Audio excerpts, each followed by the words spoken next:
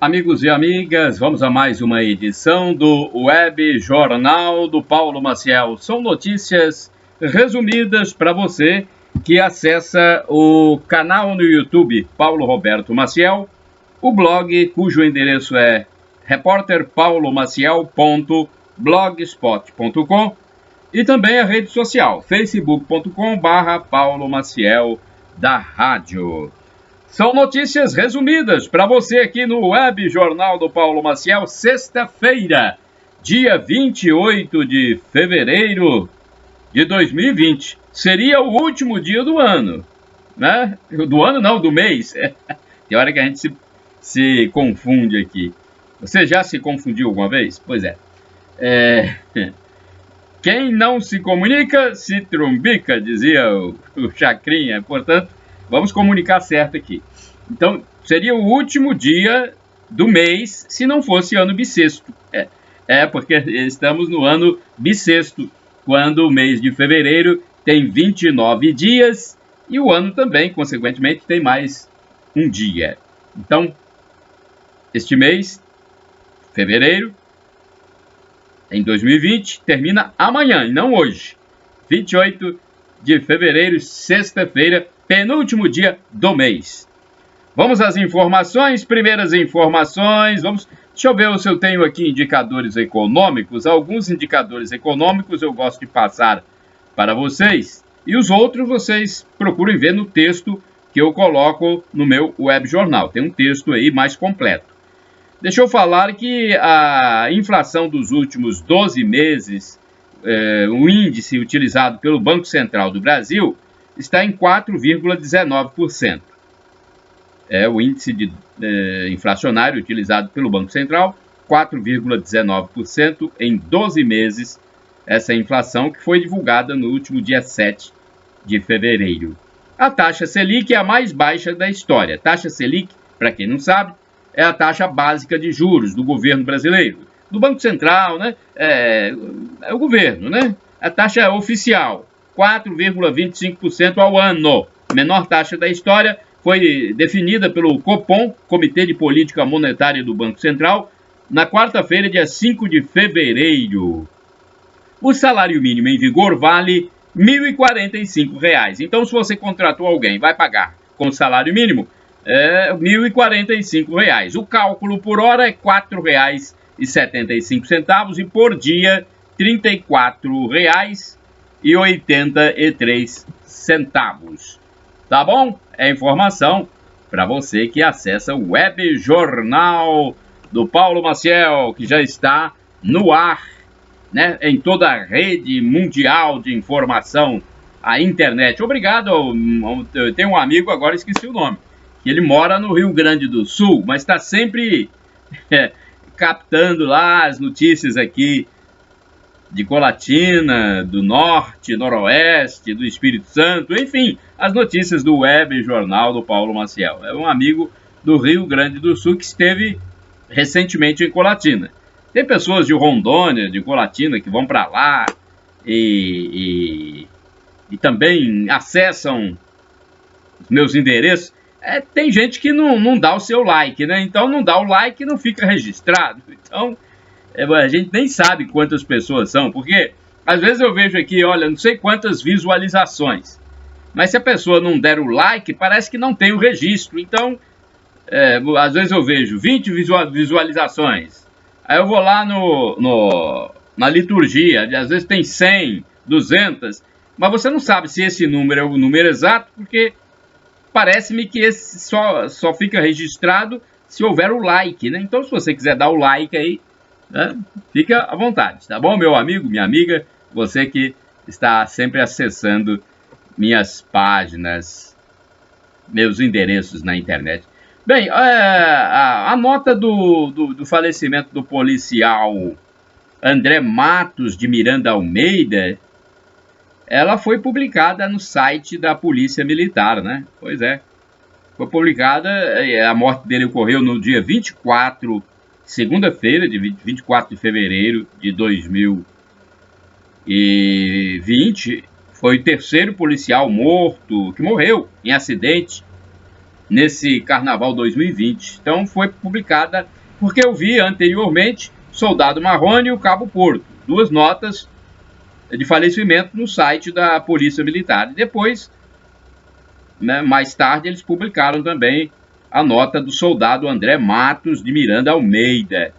Ele era lotado na 11ª Companhia Independente da PM em Viana. E o acidente em que ele morreu ocorreu na segunda-feira, 24 de fevereiro de 2020, em decorrência aí de um problema no trânsito na própria cidade de Viana. A instituição, inclusive, lamentou profundamente a perda do seu membro e se compadeceu junto aos familiares e amigos. No momento aí, que agora ainda estão vivendo o luto ainda, né? Um momento de tamanha dor. Esse luto, ele permanece algum tempo, até a pessoa se desapegar daquele ser que estava vivendo entre nós aqui na Terra. Então, o luto é diferente para cada um. Tem gente que aconteceu, no outro dia a pessoa parece que já não sente mais nada. Tem outros que sentem durante uma semana, outros sentem durante um mês. Há quem sinta aquela falta durante 1 ano, 2 anos. Tem uns que não esquecem jamais. Então, depende, o luto é de cada um. Né, de um amigo pode ser mais forte e entender que a morte levou para um estágio melhor junto a Deus e que a pessoa foi boa, portanto ela será absolvida na vinda de Jesus Cristo, a segunda vinda. Então a pessoa às vezes se desapega logo, mas tem outros que ainda sentem a falta. O velório do soldado, o nome de guerra dele era Miranda, soldado André Matos de Miranda Almeida, o nome de guerra era Miranda. O velório foi programado para a igreja presbiteriana no centro de Lajinha, em Minas Gerais. Ele era natural de Lajinha, Minas Gerais. E o sepultamento aconteceu lá também. Foi no dia 26. Ok? Dia 26 foi quarta-feira. Pois inclusive, os policiais militares puderam participar do velório. Saiu um ônibus da 11ª Companhia, lá em Viana, saiu um ônibus à noite, da sede da companhia com destino a Lajinha, Minas Gerais. Então os policiais, no dia anterior ao sepultamento, puderam participar do velório. Nossos sentimentos aí. Bem, agora vamos a outras informações, porque a informação não para, né? O Mengão venceu o Del Valle por 3-0, mais um título para o Mengão. Eu estava vendo a notícia, olha só, não sei se era o Mário Bonella que estava falando, o repórter competente, estava falando jocosamente. Ele disse, olha, não sei se foi ele, mas os flamenguistas estão impossíveis. Já o 3º título agora, no ano 2020, hein? Pois é, agora é Comebol. Aí ele disse, a camisa do Flamengo já não suporta mais tanto título. Agora vamos colocar lá na camisa, campeão de tudo. Campeão, Mengão, campeão de tudo. Interessante. Bacana, né? O xiste aí foi legal, o xiste. Foi. Bem, com grande atuação coletiva, Gabigol e Gerson fizeram os gols da vitória rubro-negra. Gerson fez 2. Então, Carnaval, apesar de que já terminou o Carnaval, né, gente? Poxa, vamos esquecer o Carnaval. Na segunda partida da final da Comebol Recopa, disputada na noite de quarta-feira, dia 26 de fevereiro de 2020, o Flamengo venceu o Independiente del Valle por 3-0 e conquistou seu primeiro título da competição. Os gols rubro-negros foram marcados por Gabigol e Gerson, que fez 2, e houve a festa imensa da nação rubro-negra que lotou o Maracanã. Com o resultado, o Mengão levantou seu 3º troféu de 2020, né? O Flamengo estreia agora na Taça Rio, hein? Neste sábado, amanhã, dia 29, contra a Cabo Friense, às 18 horas no Maracanã. O Flamengo já é campeão da Taça Guanabara, o primeiro turno do Campeonato Carioca, e agora vai estrear no segundo turno na Taça Rio, neste sábado, amanhã, contra a Cabo Friense, às 18 horas no Maracanã. Ah, sim, tá bom. Estão me pedindo aqui, a secretária está pedindo a escalação do Flamengo. Pois é, eu não tenho de cor a escalação do Flamengo. Eu sou flamenguista, mas não sou fanático. Na vida a gente não tem que ser radical em nenhuma coisa. Olha, Diego Alves, Rafinha, Gustavo Henrique, Léo Pereira e Felipe Luiz. Depois vem William Arão, Gerson, Arrascaeta, entrou o Vitinho em seguida, Everton Ribeiro, depois entrou o Michael, Pedro, em seguida entrou o Thiago Maia e Gabriel Barbosa, que é o Gabigol. Então tá aí a escalação do Flamengo. Parabéns aos flamenguistas por mais esse título, terceiro de 2020, e estamos só em fevereiro, hein? Agora vai ter aí, vai ter, atenção, estudante, vai ter Olimpíada Brasileira de Matemática das escolas públicas, hein? Atenção, estudante, você que gosta de matemática, parabéns! Eu não sou muito vidrado em matemática, mas é importantíssima a matemática. Eu tive um professor muito bacana de matemática, eu acho que foi na IAMES, Escola de Aprendizes Marinheiros, já que eu sou militar da reserva.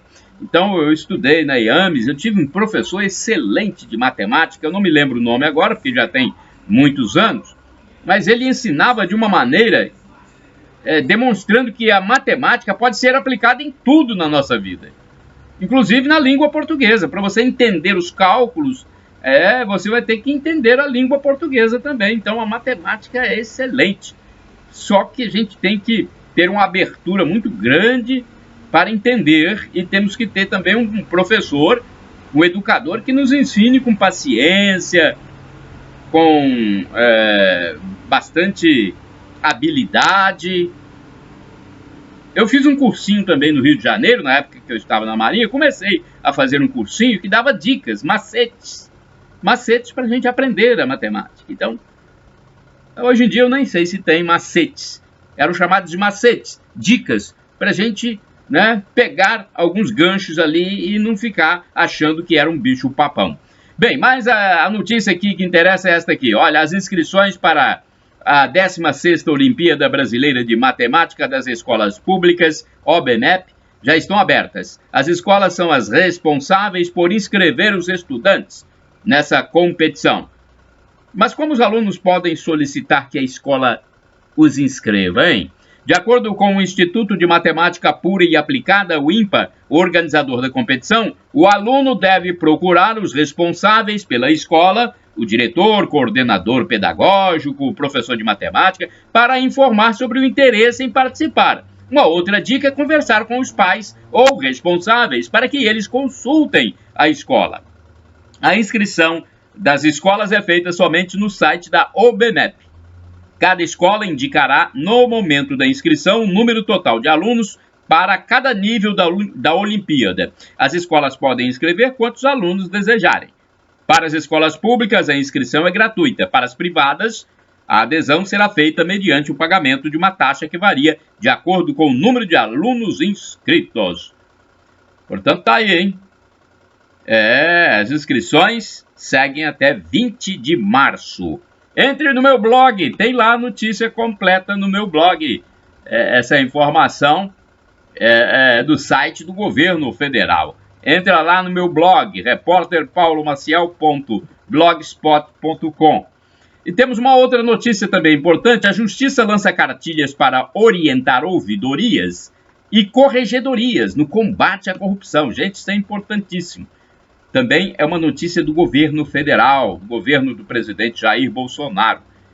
É o combate à corrupção. O governo quer combater a corrupção. O Ministério da Justiça e Segurança Pública lançou 2 guias para orientar as atividades das ouvidorias e corregedorias dos órgãos operacionais integrantes do Sistema Único de Segurança Pública, o SUSP.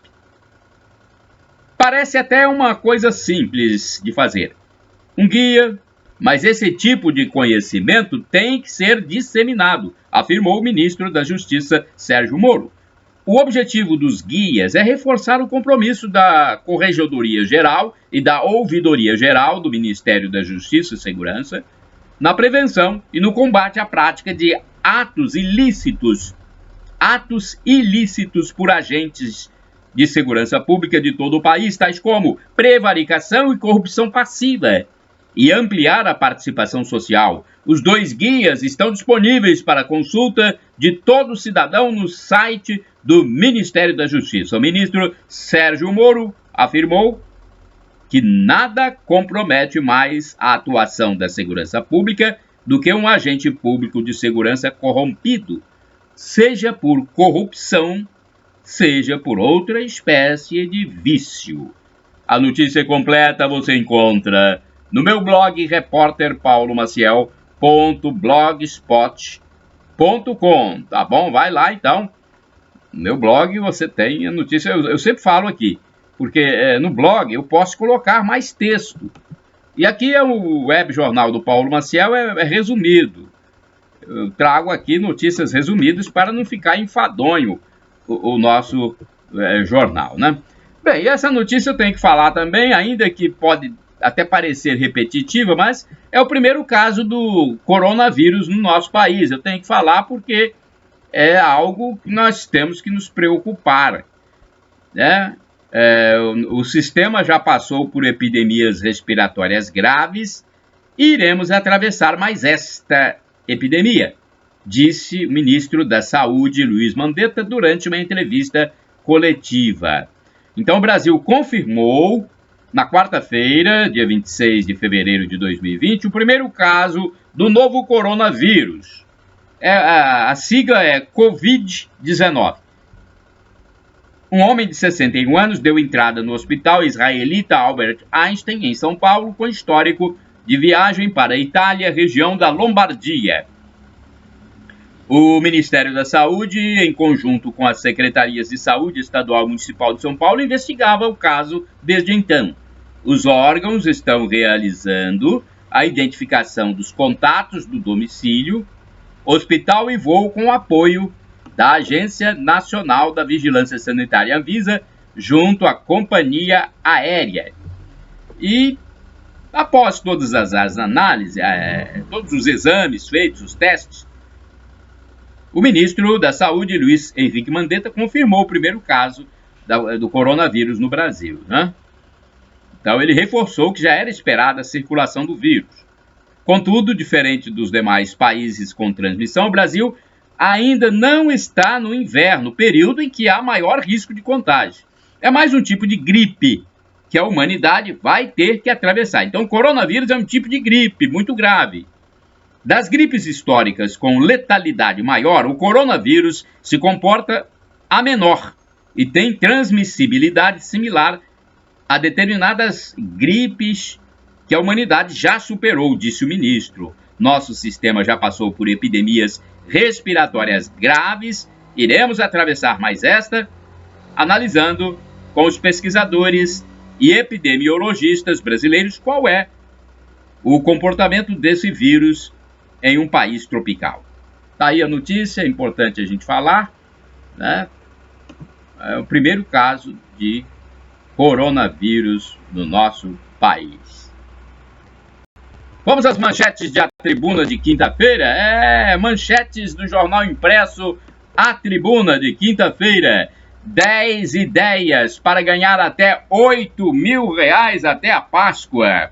Sobre rodas, uma página de A Tribuna lá, uma seção. Sobre rodas, automáticos campeões de vendas. Estrela mexicana dá lição de amor próprio. Médicos explicam o que fazer para se proteger do coronavírus.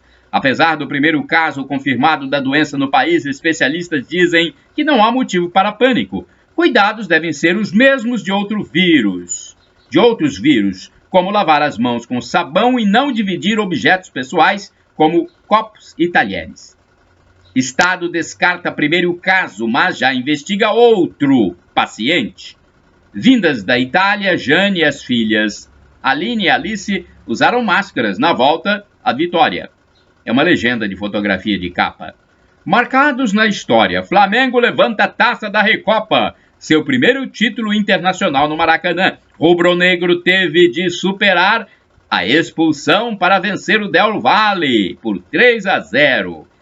700 mil ainda tem direito a sacar dinheiro do FGTS. Olha, tem muita gente com direito, hein? 700 mil brasileiros. Rodovia da Serra vai ter quanto? 13 quilômetros de ciclovia, olha aí. Olha essa notícia. Rodovia na Serra da Grande Vitória vai ter 13 quilômetros de ciclovia. Concurso na Assembleia Legislativa com 100 vagas e salário de até R$11 mil. Meia nossa, hein? É muita grana, hein? Salário de até R$11 mil. Meu Deus do céu. Todo mundo vai querer, né? Vamos ver. Vamos ver quantos vão se inscrever para esse concurso. Governo federal lança programa para aumentar produtividade de até 200 mil pequenas e médias empresas. Olha, essa notícia é importante para você que é microempresário, médio empresário. O governo federal anunciou o lançamento do programa Brasil Mais. O objetivo é aumentar a eficiência das empresas a partir da capacitação gerencial, incluindo os setores da indústria, comércio e serviços. Até 2022, cerca de 200 mil empreendimentos de todo o território nacional devem ter acesso ao programa. De acordo com o porta-voz da Presidência da República, Otávio Rego Barros, o Brasil Mais é baseado nas melhores práticas de gestão do mercado mundial e terá investimento em torno de 1 bi. Olha, 1 bilhão de investimento, hein? Puxa vida! Será o segundo maior programa de produtividade do mundo e o maior programa de transformação digital da América Latina, destacou o general Otávio Rego Barros, é o porta-voz. O programa será coordenado pela Secretaria Especial de Produtividade, Emprego e Competitividade do Ministério da Economia. Bem, a notícia completa está no meu blog, repórterpaulomaciel.blogspot.com. Acesse para você, né, saber mais, tá bom? Porque a gente tem que se informar através de texto, porque se eu ficar falando muito aqui, nem bom vai ser, não vai ser bom para ninguém, porque as pessoas não vão ter tempo de ficar, né, ouvindo tudo. Então acesse meu texto no blog repórterpaulomaciel.blogspot.com. Vamos a outras notícias. Olha, fornos solares. Fornos é o plural de forno, gente. Fornos solares. Eu vi uma notícia a respeito de forno solar, né? São vários fornos que estão sendo desenvolvidos no Rio Grande do Sul. Olha que coisa interessante. Eu acho que o Brasil, gente, eu não entendo mesmo. O Brasil tem muito vento e muito sol. Por que não desenvolve? Diz que a tecnologia é muito cara para a energia eólica dos ventos e a fotovoltaica do sol. Que tecnologia cara é essa? Vamos ampliar essa tecnologia, fazer mais testes, desenvolver mais equipamentos para que ela se torne mais barata, para que todos possam ter. Nós temos sol o ano todo, vento o ano todo, temos que desenvolver mais essa energia, propiciar a mais brasileiros ter acesso à energia solar, à energia eólica. Então, essa pesquisa aqui é importante. No Rio Grande do Sul, alunos, estudantes desenvolveram. E são coisas simples, hein, gente? Não tem nada de sofisticado aqui, não. São peças de madeira. Os alunos desenvolveram lá esse projeto de fornos solares. Que custa, esses fornos, a unidade custa mais ou menos R$300. E uma comunidade pobre lá de Porto Alegre, a capital do Rio Grande do Sul, já recebeu esses fornos. Demora mais para cozinhar, né? Tem uma demorazinha, mas é uma economia que os moradores têm.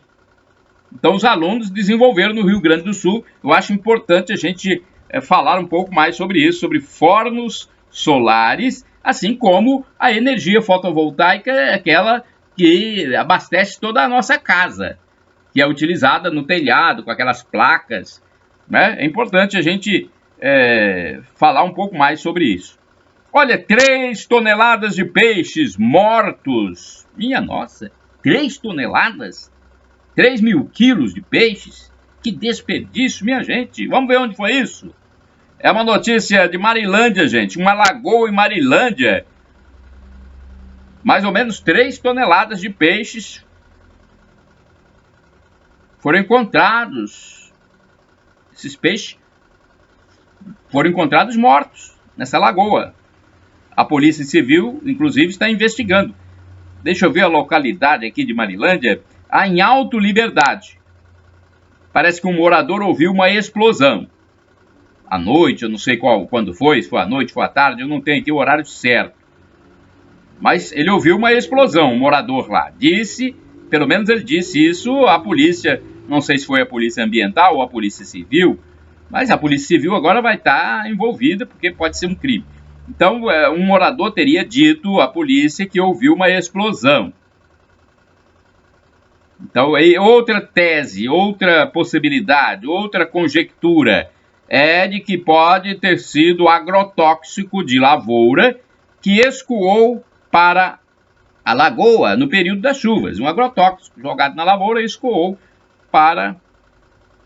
Um agrotóxico, né, foi utilizado numa lavoura e escoou depois para a lagoa no período de chuvas. As enxurradas levaram.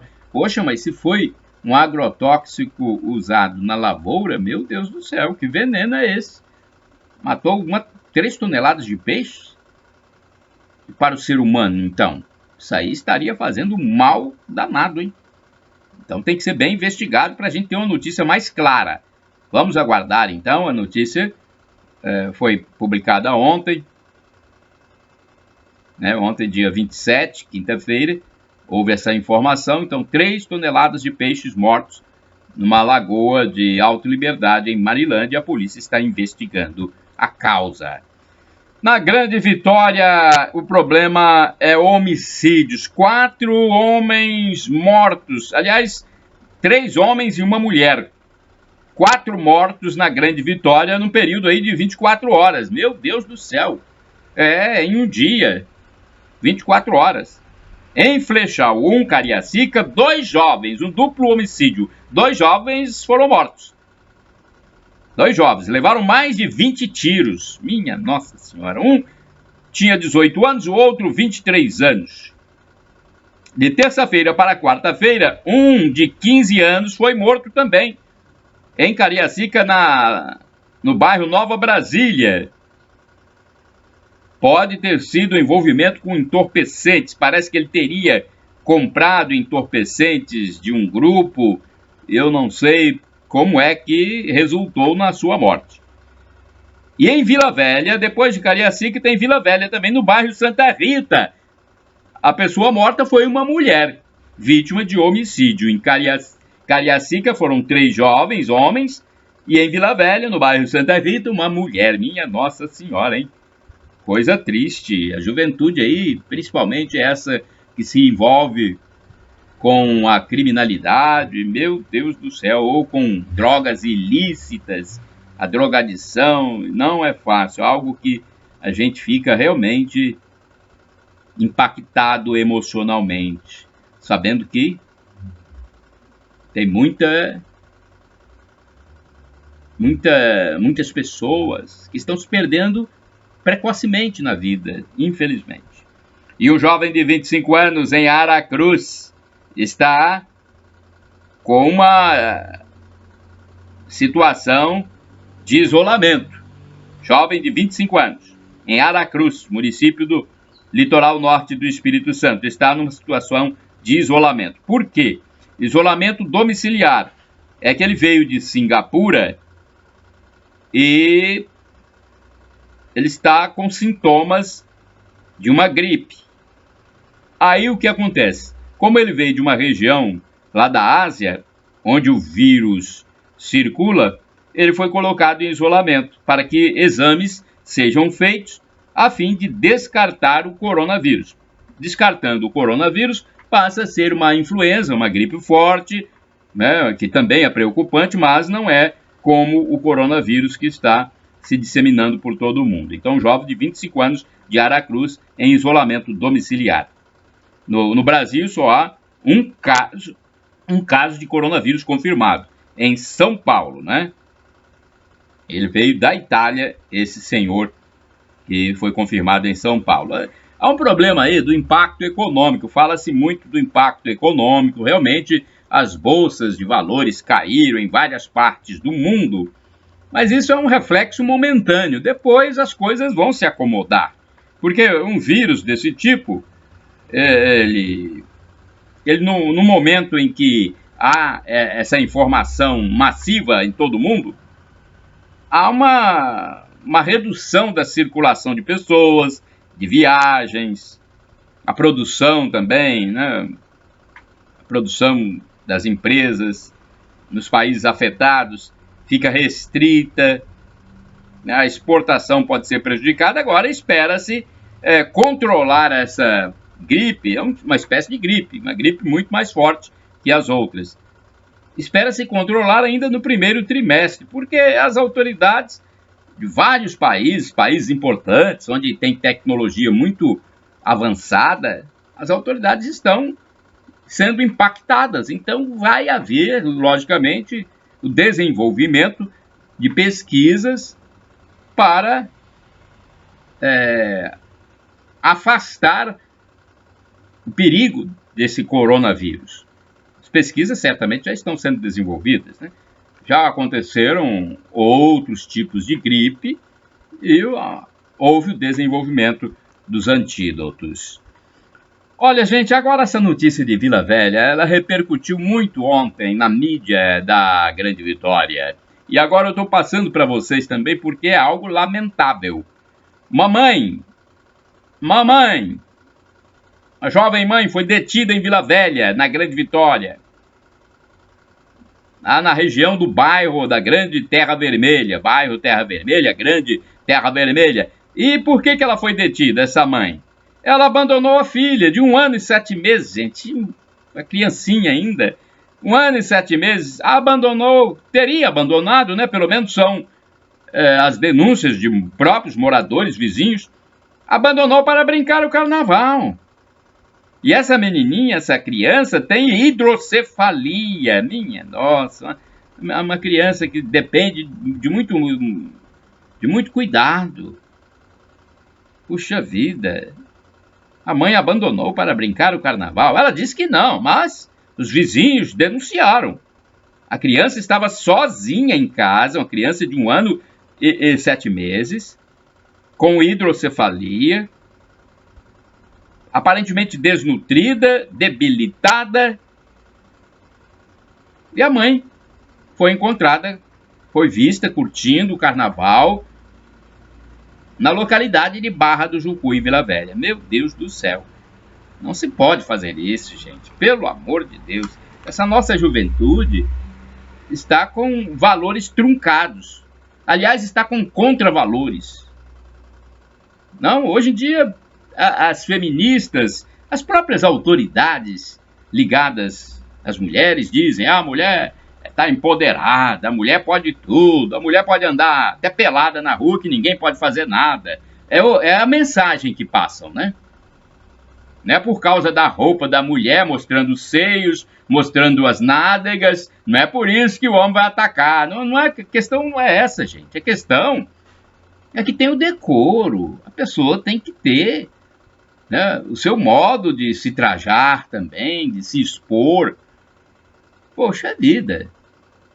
Existe o recato. Isso aí não acabou, não. Principalmente para a mulher. Por mais que não queiram dizer, né, que a mulher tem uma certa fragilidade, pelo menos física, diante do homem, né? E também é uma pessoa que a gente trata com mais respeito. Por mais que as feministas não queiram isso, mas existe isso sim. A mulher a gente trata com mais carinho, com mais respeito, né? Com mais cuidado, porque existe sim uma certa fragilidade física da mulher. Aí vem esses grupos todos aí de feministas, numa programação, numa mídia massiva e diuturna, falando que a mulher está empoderada, a mulher pode isso. Então, aquelas pessoas menos esclarecidas acabam tomando isso como pode tudo, vale tudo e nós podemos tudo, vamos fazer de tudo. Aí pronto, elas começam a atacar os homens também, começam a colocar os homens na fogueira, às vezes começam a provocar os homens, começam a se automutilar para dizer que foi o homem que fez. Então é algo que nós temos que dar um freio, tudo tem que ter moderação, sobriedade. Então essas mulheres que às vezes querem fazer um movimento de uma forma muito intempestiva podem prejudicar aquelas mais frágeis. Olha aí a situação. A mulher se sentiu aí, vamos dizer, empoderada, saiu, deixou uma criancinha de 1 ano e 7 meses. Agora, lógico, vai ser investigado o caso com mais profundidade, mas já tem todas as evidências. O Conselho Tutelar está aí vendo para onde vai a criança. Então é uma situação lamentável. Essas radicalizações, esses movimentos que só procuram ver um lado, né, não devem se propagar de maneira tão intensa. Tudo, nós temos que ter uma balança ali, né, um equilíbrio. Não se pode fazer nada com fundamentalismo, isso só prejudica. Eu vejo muita mulher empoderada, né? Muita que já tem um cargo alto, sempre falando, atacando, mostrando, né, de uma forma muito grave a posição que a mulher pode tomar. Então, eu fico na minha moderação analisando, né, todos os ângulos para ter a minha imparcialidade. Olha, o ministro Paulo Guedes da Economia e o ministro Luiz Mandetta da Saúde, olha que eles indicaram o Cachoeiro de Itapemirim para turismo, o Cachoeiro de Itapemirim aqui no Espírito Santo. Será que é porque Cachoeiro é a terra natal do Roberto Carlos? Eu não sei, mas o ministro Paulo Guedes da Economia e o ministro Luiz Mandetta da Saúde, em entrevista à imprensa, ultimamente, eles indicaram, olha, façam turismo em Cachoeiro de Itapemirim. Então, achei interessante aqui no Espírito, porque é uma cidade, né, um município aqui do nosso Espírito Santo. Olha, gente, uma casa na Praia da Costa. O que tem essa casa na Praia da Costa? Uma casa que está de luto. Uma casa que está de luto na Praia da Costa, porque morreu uma pessoa muito conhecida, um professor muito conhecido, e morreu precocemente, aos 42 anos de idade. Foi na quarta-feira, o professor Tiago Fabres de Carvalho morreu de infarte. Então, um homem jovem, 42 anos, um professor muito conhecido, eu mesmo já o tinha visto na mídia da Grande Vitória, e de repente tem um infarto e morre. 42 anos, gente. É uma idade que praticamente é considerada a segunda infância, né? Ou a segunda juventude, melhor dizendo, né? Uma parte da vida em que as pessoas estão vivendo muito. Estão recomeçando uma nova juventude, digamos assim. Morreu de infarto. Ele teve dor no peito, suor intenso, uma dor forte, e queda de pressão arterial, segundo amigos e segundo pessoas que souberam da situação e se aproximaram. E o corpo foi cremado ontem, quinta-feira, no Parque da Paz, na Ponta da Fruta, em Vila Velha. Nossos sentimentos, nossas condolências, nossos pêsames à família. Olha, troca de tiros e uma casa foi atingida. Onde foi isso? Troca de tiros e uma casa foi atingida. Graças a Deus, ninguém foi atingido, mas a casa foi. Isso foi aonde? Foi Nova Canaã, não é? Nova Canaã, no município de Cariacica, na Grande Vitória. perto de Viana, perto da divisa com Viana. O fato ocorreu às 20 horas, mais ou menos, da quarta-feira de cinzas. Nem na quarta-feira de cinzas, gente, a bandidagem não dá folga, hein? A polícia foi ao local, né? Onde estavam lá os malfeitores, e esses malfeitores atiraram na polícia, por isso houve a troca de tiros. Meu Deus do céu, eles enfrentam a polícia. É picardia uma situação dessa. Você que não tem nada a ver com o crime, tá ali e de repente os malfeitores atirando. Picardia que o morador, que pertence à banda sadia da sociedade, fique sujeito a receber uma bala. Infelizmente, fica sim. Como já aconteceram de pessoas aí, até uma criancinha, ser morta, né, por um criminoso aí, um malfeitor, em Vila Velha. E já o senhor de idade também, já houve em Vitória, que morreu por causa de bala perdida. Graças a Deus, nesse caso aqui, ninguém foi atingido, mas a casa foi. Olha aí, parte da rua Minas Gerais, em Vila Velha, passou por 24 horas aí sem energia pública. Meu Deus, o que aconteceu? Um breu total. É parte dessa rua Minas Gerais, em Vila Velha. Ficou um período aí no bairro João Goulart sem luz pública. Foi filmado, alguém filmou, passou o vídeo para os canais de TV, os noticiosos, e os noticiaristas publicaram.